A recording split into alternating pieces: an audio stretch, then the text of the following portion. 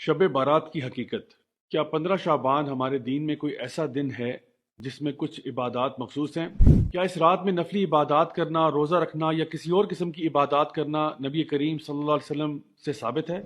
آئیے ان سوالوں کے جواب تلاش کرتے ہیں۔ سب سے پہلی بات یہ ہے کہ ہم لوگ ہمیشہ یہ چاہتے ہیں کہ اللہ تعالیٰ ہم سے راضی رہے،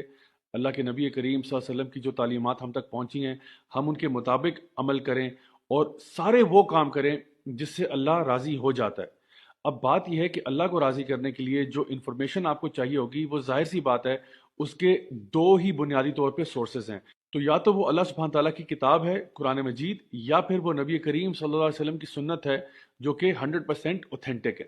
تو آئیے اب دیکھتے ہیں کہ شعبان اور اسپیشلی یہ جو نصف شعبان ہے یا 15 شعبان ہے کہ جس کو ہمارے عام اصطلاح میں شب برات کہا جاتا ہے، اس کی حقیقت کیا ہے۔ تو سب سے پہلے ہم وہ چیزیں ڈسکس کرتے ہیں جو 100% اوتھینٹک ہیں۔ نمبر ایک، شعبان کے مہینے کی فضیلت اس اعتبار سے ضرور موجود ہے کہ نبی کریم صلی اللہ علیہ وسلم پورے سال میں رمضان کے علاوہ کسی اور مہینے میں اتنے روزے نہیں رکھتے تھے جتنا کہ شعبان کے مہینے میں رکھا کرتے تھے۔ لیکن اس کے ساتھ ساتھ نبی کریم صلی اللہ علیہ وسلم نے 15 شعبان کے بعد روزے رکھنے سے منع فرمایا۔ تو اس کی وجہ ہمارے علماء یہ بیان کرتے ہیں کہ انسان اپنے آپ کو رمضان کے آنے سے پہلے ہی روزے رکھ رکھ کے تھکا نہ دے، لیکن اگر کوئی ایسا شخص ہے جس کو آلریڈی عادت ہے زیادہ روزے رکھنے کی نفلی طور پہ، تو انشاءاللہ وہ رکھ سکتا ہے، لیکن اس کو بھی چاہیے کہ وہ بھی رمضان کے شروع ہونے سے 2-3 دن پہلے روزے رکھنا ترک کر دے۔ جہاں تک تعلق 15 شعبان کا ہے تو اس حوالے سے